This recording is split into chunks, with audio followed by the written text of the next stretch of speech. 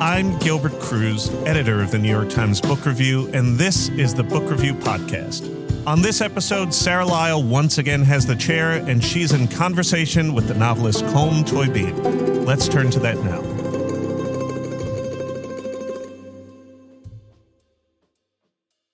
Hi, I'm Sarah Lyall with the New York Times Book Review Podcast.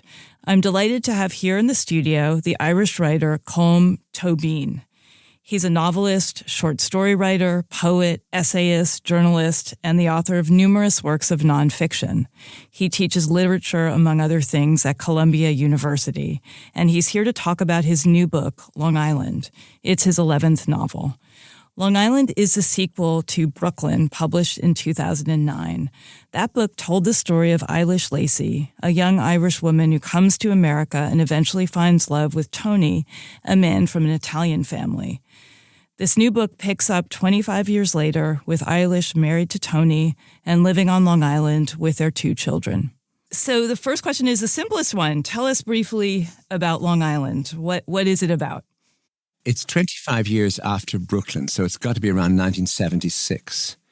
And the family has moved out from the city to a greenfield site where they have built 4 houses. So that Eilis is married to Tony. They have 1 house. Tony's 2 brothers and their wives have 2 other houses, and Tony's parents have the other house. So they're in an enclave in Lindenhurst in Long Island, and she has 2 children. And it is in a way a perfect suburban life, except, of course, you notice slowly that the family is all Italian. They behave like Italians, meaning they gather together. There's almost no one who's not Italian or American Italian in the group. And the novel starts with a really shocking thing. So Eilis is living this life with her kids, and as you say, embraced but also really separate from this family that she's married into, when she gets a visit from a stranger with a terrible piece of news.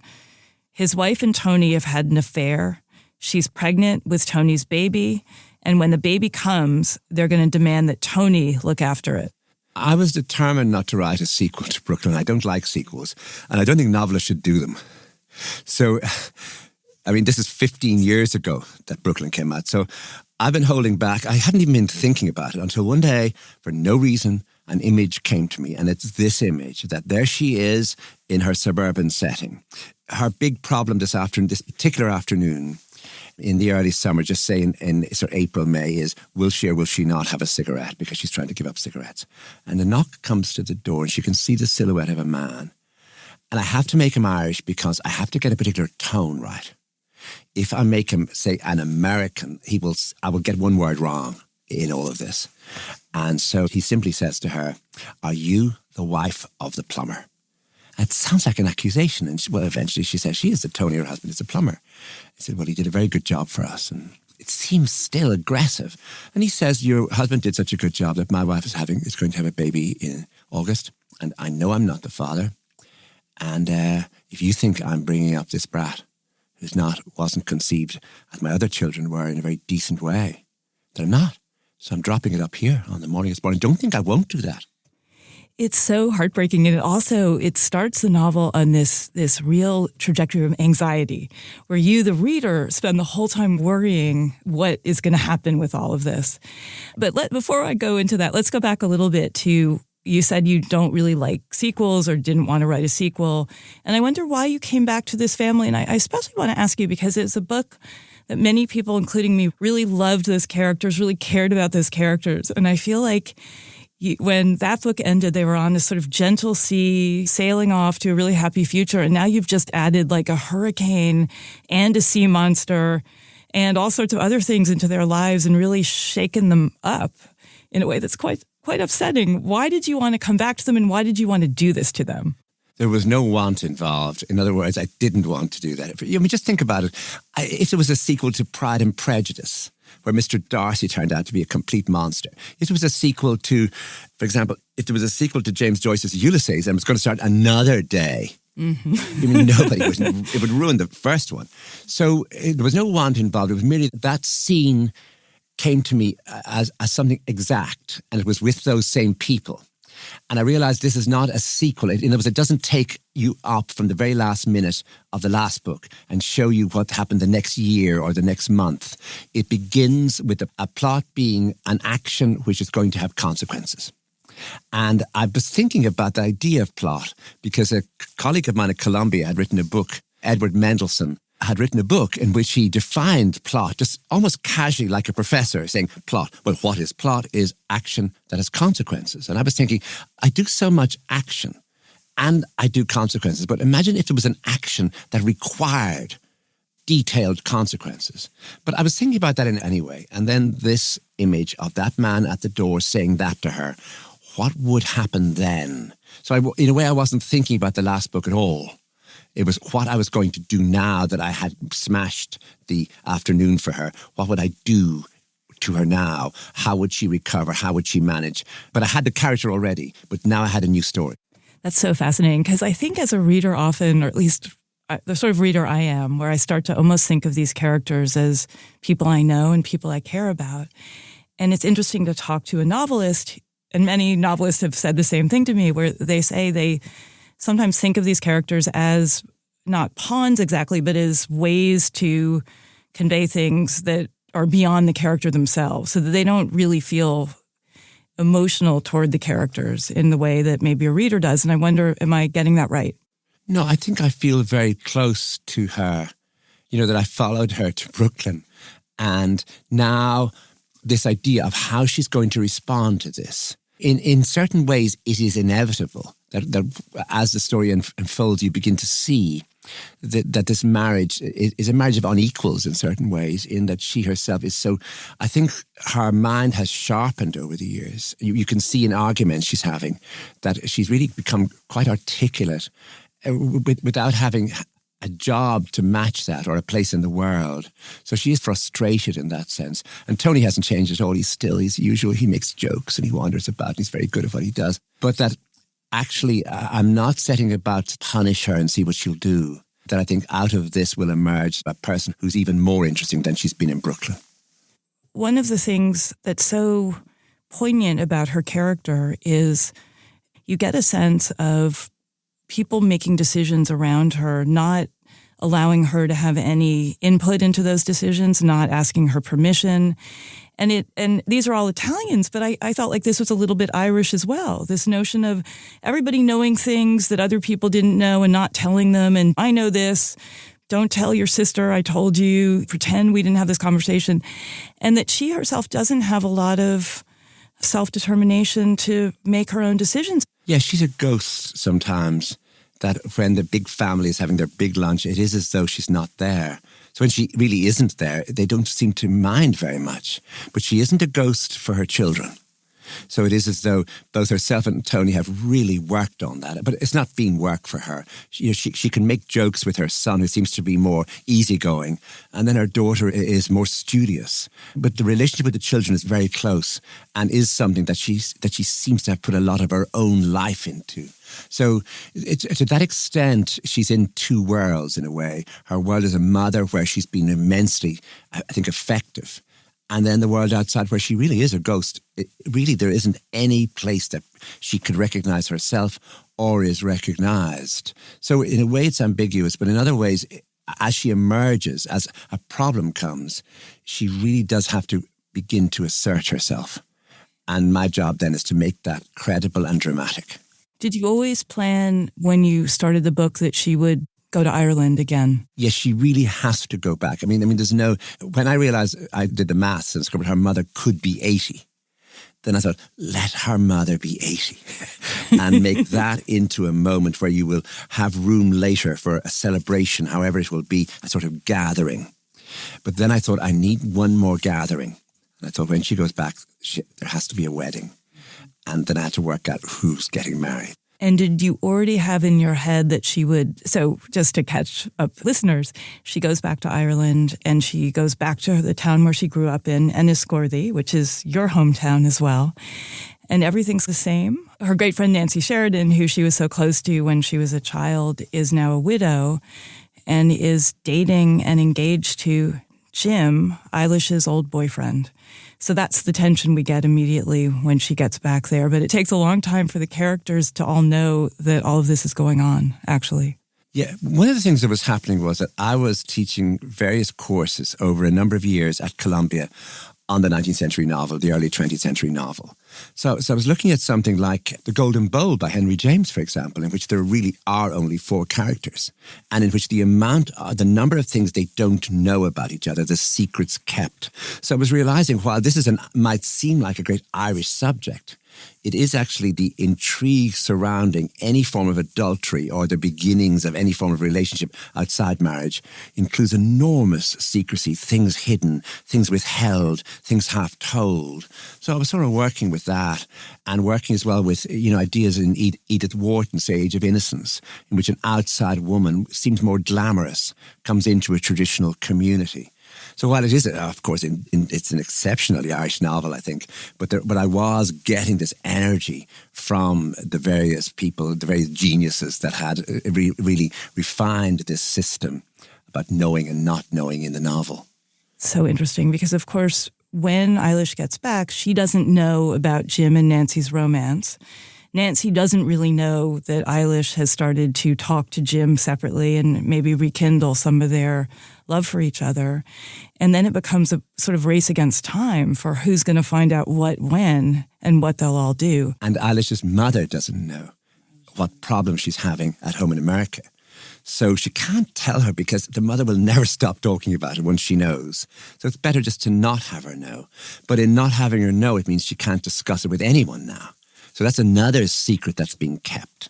So it's secrets within secrets. Of course, there's so much shame around everything. And one of the great causes of shame for Eilish's mother was when Eilish was last in Ireland, because she was consorting with Jim then, although she was secretly married already to Tony back in America. And the big tension in that novel was, would she stay in Ireland with this man that she was growing to love, or would she return home and answer the siren call of America and the new world with this new man she'd already married? And there's a crushing moment in this book where someone mentions, or the narrator, or whoever's in their head at the time, mentions that Eilish's mother didn't appear in public for months after her daughter left because she was so ashamed of her behavior. So there's a sense of everybody judging everybody also in these really moralistic terms, isn't there? Jim doesn't judge anyone, for example, and he owns a pub, so he gets to see the whole town because the strange business of class in the pub he has, it's an old-fashioned pub, so he has old-timers and the young teachers, the young fashionable people. So he sees everybody, and he makes no judgments.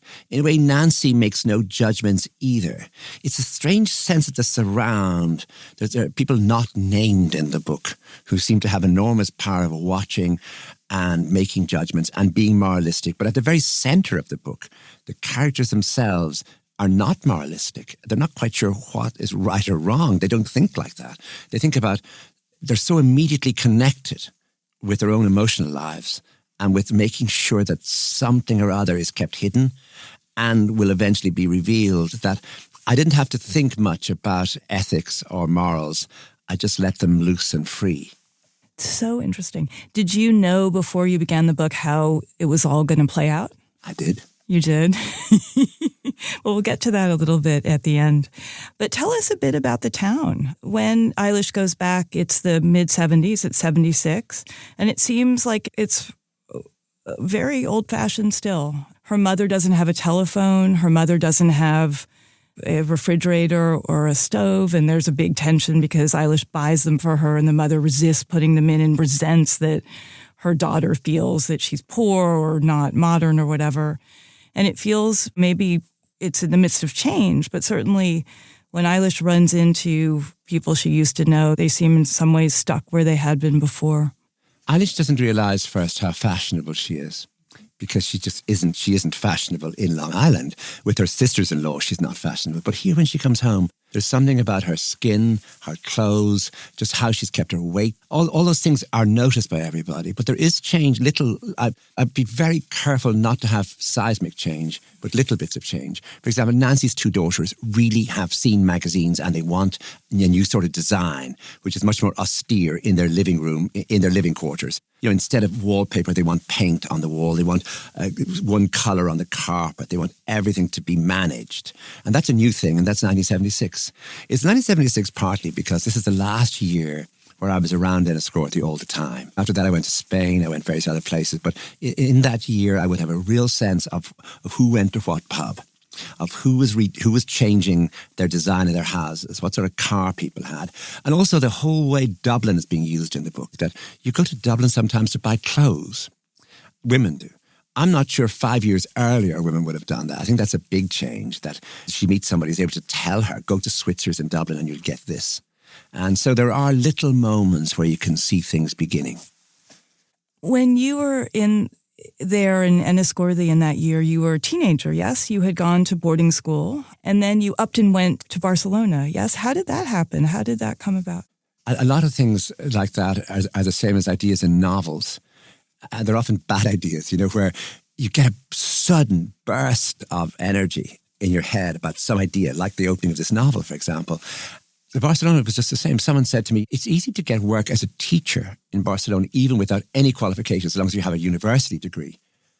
And someone then said, I know someone who lives there. And I said, could you put me in touch with him? And I just thought, I want to go there. And I was, in fact, 20 when I went. And had you ever left Ireland before? No. And so you'd never been to a foreign country or even to England? Once to England, but under very managed circumstances. Mm-hmm. I mean, I wasn't on my own in London wandering around, but I was on my own in Barcelona. So you had to get a passport? And you had to get money to travel there? Yes, you're correct. I had to get a passport. I didn't have one before. Yeah. And I had to it was easy. There was a thing called student flights. And I got a student ticket one way. And enough money to live for a while. And had you had a job lined up before you got there, or housing? So you just arrived? I honestly arrived in Barcelona on my own. Gosh. Yeah, it felt really insane once I arrived. It's the distance between imagination and the actual thing. I thought it was going to be suddenly, how am I going to live? How am I going to? My mother would always say the same thing. What would happen if you got sick? But I didn't get sick. And so, within a few months, I had made my life. But okay, so you get off the plane and you have no place to sleep that night, and you don't know anyone in Barcelona. So what did you actually do? And of course, you had no cell phone. There was no internet then. You couldn't have done a lot of research about how to get a house beforehand, right? I decided to leave my suitcase in the airport. And this is getting late. It's getting later at night. And so I just leave it there. I'll come back the next day because I don't want anything too heavy. This is before wheelie ones. So you just have this heavy suitcase. But in the suitcase, I thought it'd be best to leave my passport, because it'd be safer. I didn't know that in order to get a hotel room in any European city, you needed a passport, ID. Mm-hmm. In Ireland, you didn't need ID. So I found myself at a hotel. I had the name of it written down from someone, and they wouldn't let me. I couldn't understand it. What's the problem? And eventually, you spoke no Spanish? No, I didn't. But I spoke a little bit of French, but it wasn't any use because. But eventually, I had nowhere to stay. So I stood on the street in Barcelona on that first night, 20 years old, and I looked at everyone walking up and down, and I saw eventually 2 girls with a guy, and they looked like students, university students. And I stopped them, and in various hesitant languages, I told them what my problem was, and they just said, "That's no problem. Come with us." And they were so nice, and they brought me to some bar, and then we went somewhere else. And then I went back, and they just slept on the sofa and said goodbye the next day and never saw them again. That's so wonderful. That's so wonderful. That's a true story. Then you went back to the airport, picked up your suitcase, and found a hostel. Pension, a really cheap place to sleep. And then I started going to all the schools. Mm-hmm. And it was in time just before the courses began. So, and eventually I got some hours teaching, and then I got more hours, and then it was all fine. We'll be right back.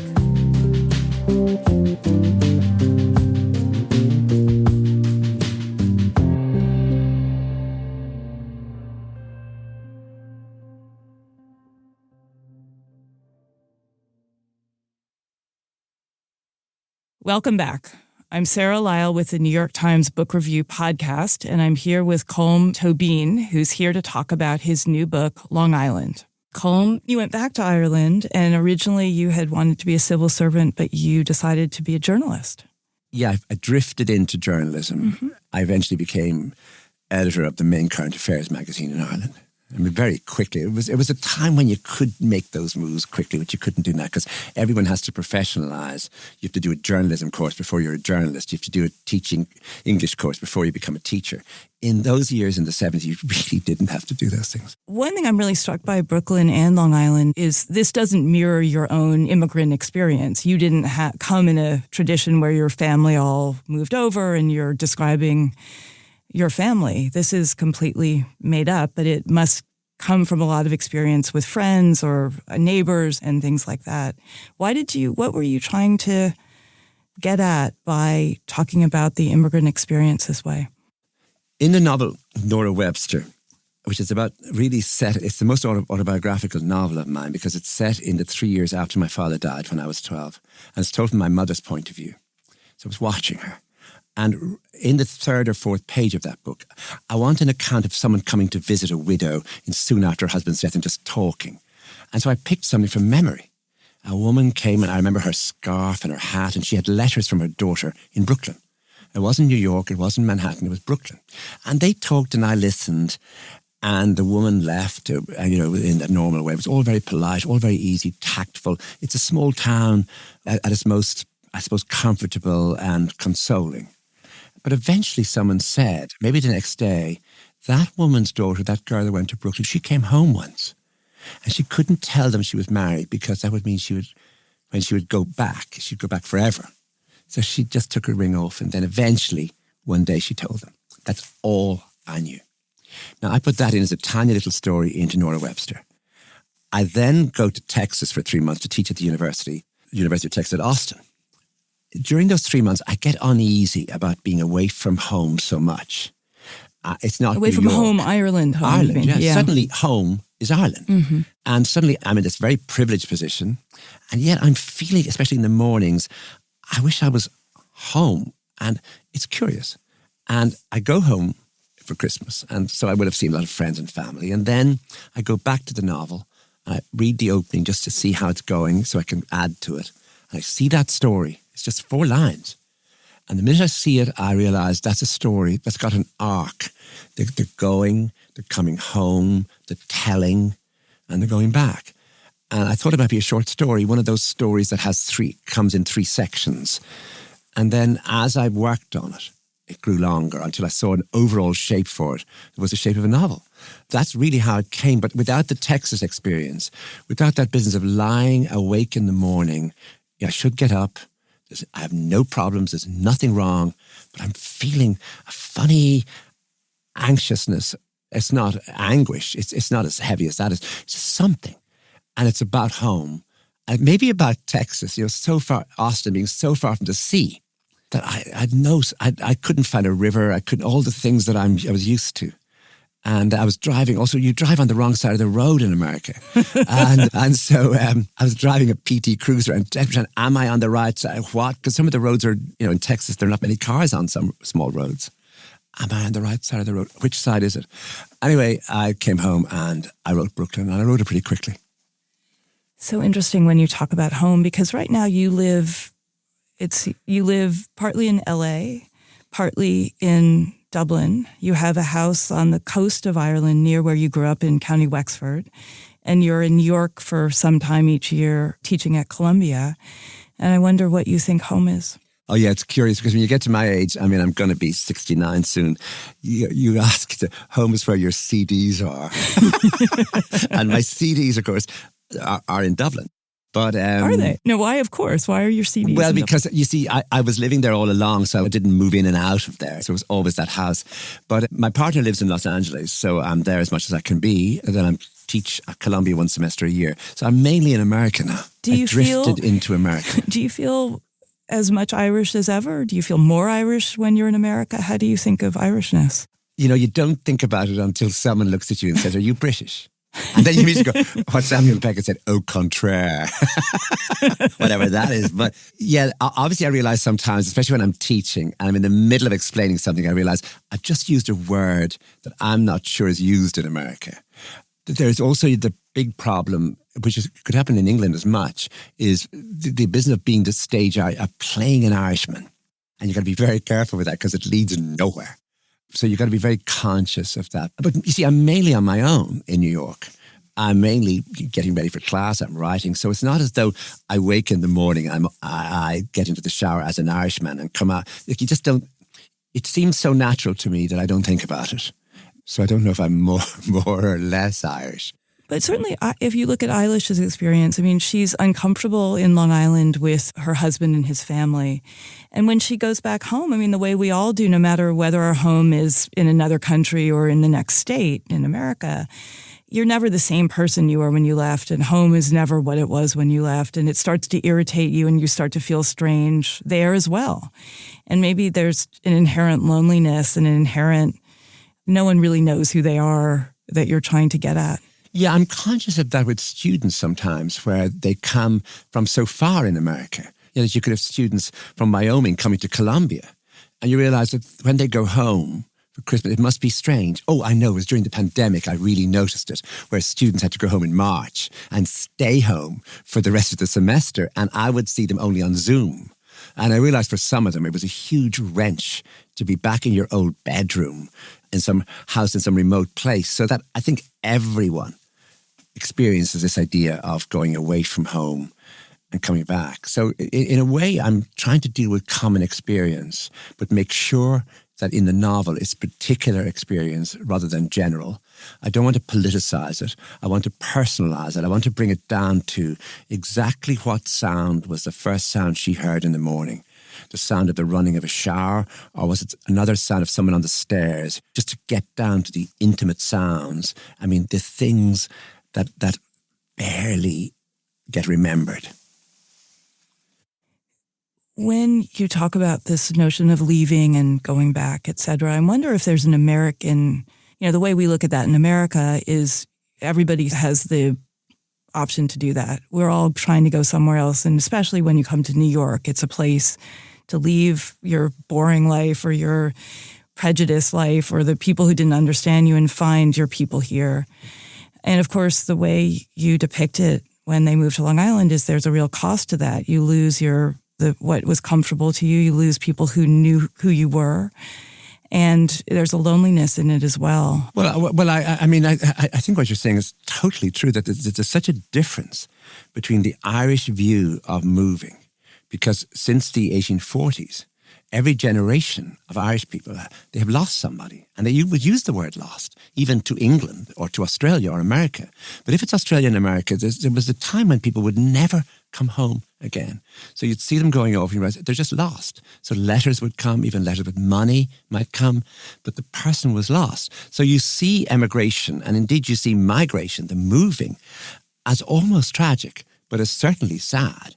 It may be the land of opportunity, but the wrench is, I think, enormous. So when I wrote Brooklyn, the last thing I thought of it was as an American novel. It was an Irish novel. It was about those feelings surrounding moving. But what I discovered was that for Americans, there is one person in the past, the idea of one person coming alone with a suitcase. That an American in Ellis Island will not be saying, well, it was all how. They say, no, she came that time and her sister didn't come. Or they would have one story. But it wouldn't be about them, or it wouldn't be about the general idea of moving from Wyoming to California. It would be once in the past there was someone they know about, and it was sad. So I didn't realize that aspect of American life. I'd never heard of it until I started to do readings and people would start talking about it. I thought, But the Irish thing is much more severe. It's a much more serious sort of feeling about loss. I remember in the crash of 2008, one of the really poignant things in Ireland was Dublin had just built this massive new airport. And the notion was all these people were coming back because Ireland was so prosperous. And then when the crash happened, people were using this beautiful new terminals that they'd built to hold leaving parties because so many people were leaving again. And it was such a horrible irony for this country that had been through so much. Yeah. And it would be the same at Christmas, where for the few days before Christmas, even the news would go to the airport to watch 1 million people in a country of 4 million would come in about 5 days to be home for Christmas. Mm-hmm. And you get a sense of the tension when Eilish goes back and her mother says, I'm just sick of hearing the news. It's America. All you talk about is America. And Eilish, of course, thinks I haven't said a word. What are you talking about? And there's this notion, I guess, of both sort of mistrust, maybe a little bit of envy because Americans seem so prosperous and well-dressed, et cetera, and resentment that people change when they go and don't come back. Yeah, there's a moment in the book that I was really careful to leave in, was where Jim says to her, but of course, you would have stayed in wonderful hotels in America. And Alice doesn't want to say, well, she'd never stayed in a hotel in America, that her life in America had not been like that. She hadn't made a fortune. And she comes home and her brother-in-law's given her money, so she just foolishly rents a car with just paying a lot of money. And the whole town, not the whole town, but a lot of people notice that she has a rented car for weeks and weeks. No one has ever done that before. No one did that. And not only that, but buying all those things for her mother's kitchen. So extravagant. Her brother-in-law is a really interesting character. That's Frank, the lawyer, who's left Long Island and works as a lawyer in New York City. And he's also unmarried. And there's a wonderful bunch of exchanges among all the relatives who talk about, oh, he should settle down with a nice girl. And of course, we know why he won't. And Eilish says to her husband at one point, he's never going to settle down. He's not the kind of person to do that. And the husband says, don't ever speak of this again. And of course, they never say gay. They never say the word. And you were very late in coming out, too. Yeah, I mean, what was an Irish thing, it was very common, it didn't seem strange, was that you came out to your friends, you came out to some of your family, and then you would start a new job and no one would realize you were gay, and then you wonder who will. So it was all that world of, I think the American idea was, certainly a New York idea was that you would come out of one big party and you would do everything in one day. It didn't work like that in other countries, and my country was one of them. There's a great quote I saw you. It was something about, well, I never told my mother I was gay. Well, it's in the novel, The Blackwater Lightship, where the guy says, I haven't told my parents that I'm gay because the others haven't told my parents that they're straight. In other words, that we just don't talk about sex in my family. In other words, that was the joke. Did you ever talk to your mother about it? Well, I did. Towards the end of her life, she asked my sister if I was happy. Mm-hmm. So I thought that was a nice question. But we would never have had that sort of relationship where we would, even about my job or even about novels. What she did was she read the novels very carefully. She did? That's wonderful. Yes, from a sort of literary perspective. Because she was an enormous fan of Saul Bellow. She'd found his books in the library. And she thought they were absolutely marvellous. And she loved the whole way the men went on about things and the men's insatiable interest in women. She just thought it was a marvellous thing. And she talked to you about that? Yeah, she'd say, oh, yeah. See, it would be almost a code. She'd say, oh, I got that new... I found another Saul Bellow. And she'd say, I love how smart his writing is. She'd look at me as though to suggest that my writing maybe could benefit from being a bit smarter. But she'd never say that openly. And she was very particular about what she read. I mean, this was all a woman going into a library in a small town and just picking books down and looking to see if they were for her. And she got the strangest things like Philip Larkin, yes. Wallace Stevens, yes. James Joyce, no. But it never had to do with anything obvious like sexual content. It's just that if she loved a line from Wallace Stevens, that might be enough for her to go with him for a long time. Doris Lessing towards the end of her life, but never earlier feminist writings except Simone de Beauvoir, because she found out that she was living with Jean-Paul Sartre without having to wash and clean for him, and that she had no children, which her mother thought was a marvellous idea. And she used to say that she'd never thought of that when she was growing up. And that she could live with a woman without having to clean. Was she a reader later in her life, or had she always been? She'd always been from early on. I have books that she would have bought when she was in her teens, poetry. Mm-hmm. And you didn't learn how to read till you were 9. Yeah, in a family like mine, you could get away with that for a long time without it being noticed because teachers didn't report it. It's an amazing idea, this, that teachers never reported to parents about anything. Mm-hmm. So you could do anything, you could be one person in school and another person at home without them ever realizing, without them ever meeting each other. Parent-teacher meeting, nothing like that existed. So I had an older sister who would read comics for me, or all those things I needed. And then I had a younger brother who was very clever. So he was able to read very young. I really thought eventually I should do something. And yeah, but I just moved very quickly without it. No one brought me to a child psychiatrist or bothered me with any of that stuff. I just eventually just did whatever I needed to do. And you have written and spoken a lot about how your father died when you were young and you had a really bad stutter for a long time. So you weren't much of a talker either, but I think you were a thinker, yes? Yeah, but you learn, like a lot of people we know who have stammers or stutters, you learn how to soften your voice and do things with it. But the stutter is always there. It doesn't ever, I could go into it now if I didn't concentrate. I find it I have a particularly problematic name because it has a column, and those words, if you have to say them absolutely without all the softening vowels around them, like my name is, or you could actually end up in some passport control and wondering, why will you not say your name? So interesting and tough. And I know a lot of people with stammers have really great techniques. They immediately think of a synonym or they talk around it, but it must be very exhausting, especially if you're teaching or... Yeah, earlier on as I was talking to you, I was about to say James Joyce, and I realized I couldn't come into it, and I had to say some other thing and then James Joyce, but I could, just going straight into it would be very difficult. And then you started reading, and did you immediately become enamored of literature that young? Yeah, there were poems that really spoke to me when I was 12 and 13. Poems by Yeats, but other poems too, really anything. And not fiction so much, but poems. I'm amazed at how prolific you are, and you write in so many different media, short stories, novels, really historical novels that are built around historical figures like James Joyce and Thomas Mann, a lot of nonfiction essays. You teach all over the place. You judge prizes. And I feel like so many writers, basically they write and come out every now and then, win an award or don't win the award. You've also won a zillion awards. Do you not sleep very much? Are you a really quick writer? How does this all happen? When do you have time? I feel guilty. I think I'm lazy. But I have a problem, really. It's a joke I make that I'm a girl that can't say no. But I agree to do something and then I have to do it. And every so often I'll start a novel. I'll often leave the first section for a good while, think about it maybe for a year, and then go back to it. And then sometimes I'll have a very good month where I will do an incredible amount of work on a novel because I've been building up to it. And so, I find doing things very rich. I find teaching very rich. It interests me enormously because I teach literature. And therefore, there's nothing I think any writer could benefit from just going back to college.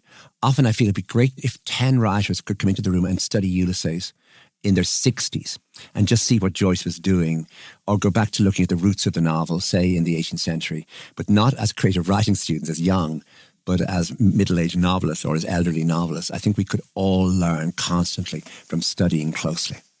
Is there a book that you have reread and reread throughout your life that you feel differently about now or see it in a different way than you did when you first got to it? I think there's a section of Ulysses, it's the Night Town section, James Joyce's book, where they enter into sort of dream territory. It's a sort of brothel, but it isn't really there as brothel. And it's incredibly long. It's 150 pages of the book. And I remember at the beginning thinking it was unnecessary and that without it, the book could actually be much more compact. When did you first read it? When did you have that? I would have read it probably when I was 18 or 19. Mm-hmm. In university? Yeah, but not as part of a course. Now it's the one I delight most in. I don't know why that is. But there are books that haven't changed for me, such as Portrait of a Lady, which I would have again read when I was 18. And I would have read regularly since. But I admire it, I think. I feel the same about it. I feel intense admiration for the writing and for the creation of character and for the ambiguities around, I suppose, moral questions and the way he uses style to disguise things as much as to reveal them. Is there a book that you come back to time and time again that comforts you, that you just delight in, that just soothes you if you're feeling anxious? Portrait of a Lady by Henry James, Golden Bowl by Henry James, Pride and Prejudice, like everybody else by James. Is that your favorite Austen, Pride and Prejudice? Yeah, but I also love Mansfield Park. And I love the figure of Fanny Price in that has been very important for me, just trying to work out how to create someone who seems slightly submerged or unself-conscious as to how to deal with that. And yeah, they would be, I suppose, like everybody else too. Kafka was such a discovery. It was such an opening. I would just say there was someone at that level of this extreme version of all about shame and fear and strangeness, that someone had made that into something. Because when you haven't read Kafka, you don't know how that could be dealt with, especially in fiction, which is so filled with, I suppose, possibilities and openness and choices and chances and ideas of destiny being faced. Kafka just shuts all that down in the most magnificent way. And I certainly love the trial. I mean, someone had been telling lies about Joseph K. Just go, what? I would imagine that some novelists are maybe not intimidated, but put off a little bit by reading so deeply other great writers while they're trying to write themselves. And it feels, and you're not only reading them as a consumer, but also looking at them as a teacher, picking them apart in your head to see the structure, what the writer wanted, and you're writing your own work. And it feels like, for you at least, they serve as an inspiration and a way to help you think about how to structure a book, for example. Yeah, the idea of novels is very solid inner life. There's nothing could interfere with it. I could ride in the middle of a railway station because I would be able to concentrate, because it would come from somewhere that could not be affected by anything much, really. And therefore, I'm not sure how much the reading could interfere with a book. I know how it could nourish it, but nothing could interfere with it. Just a couple of final questions about this book, about Long Island and about Brooklyn. I was really struck when I read Brooklyn and also Long Island, how well you inhabit the mind of a woman. And in this book, two different women, we really look inside their heads, and you're so sensitive and so understanding of them, and yet you're a man. How does that happen for you? I mean, in this book and in Brooklyn, it's really clear they're not written by a woman, because there will be much more, I think, about her body, about her intimate life than I could feel free to write about. But I was brought up by women. In other words, there was a house with my two older siblings, were two sisters. My mother was there. My mother had two younger sisters. I mean, these people live very close to us. I mean, you're talking about 10 minutes away. My father had a sister who never married, and I was very close to her all her life, and she died aged 98. So all my life, I would talk to her for hours. And it's the same with one of my mother's sisters. It was the same. So it was always that surround of women talking to each other and me trying to listen in. And I'm not sure what gender you are necessarily if you're 5 years old and there are three women talking about something and you're drinking in every word in a way that you would not do if there were three men talking. They would conceal so much more that they wouldn't be of any interest. Okay, so that brings me to the last question, which is, I read this novel very quickly and then tried to go back and read it more slowly, but I was so worried about what was going to happen. So was I. So worried. And I was like, don't go there. Tell him now. All that sort of stuff. And I feel like you threw all this stuff up in the air and left it a little bit up in the air at the end, a little bit almost like Lady or the Tiger. In your head, do you know what these people are going to do? Or are you just leaving it that no one knows and we get to decide for ourselves? In my head, I do, yeah. Really? It's the first time I've had that where, yes, I can see exactly what's going to happen now. So, but I don't know whether that's any use to me or not, because it was 15 years between Brooklyn and Long Island. Now, I'm 69, which means I would then be 84. Well, if you can name a male novelist who writes a good novel aged 84, I'd be interested, because I can't think of one. Well, maybe 5 years from now or next year you could start. Have to hurry up. But you haven't revealed this to. It isn't that I'm a bad reader. No, I've told nobody. You've told. Okay, maybe I can extort it out of you after this interview. And it's not buried in the novel. I mean, it's not anywhere there. But yeah, and it's also, you see, because it's not very dramatic. It's not as though it has the shape of a novel. So therefore, it's no use to you, because it's not got that arc or pattern or size. So therefore, for a very good reason, it's not there, in that it's not part of a novel. I see. That was so delightful. Thank you very much. That was Sarah Lyall in conversation with the novelist Colm Tóibín about his new book, Long Island.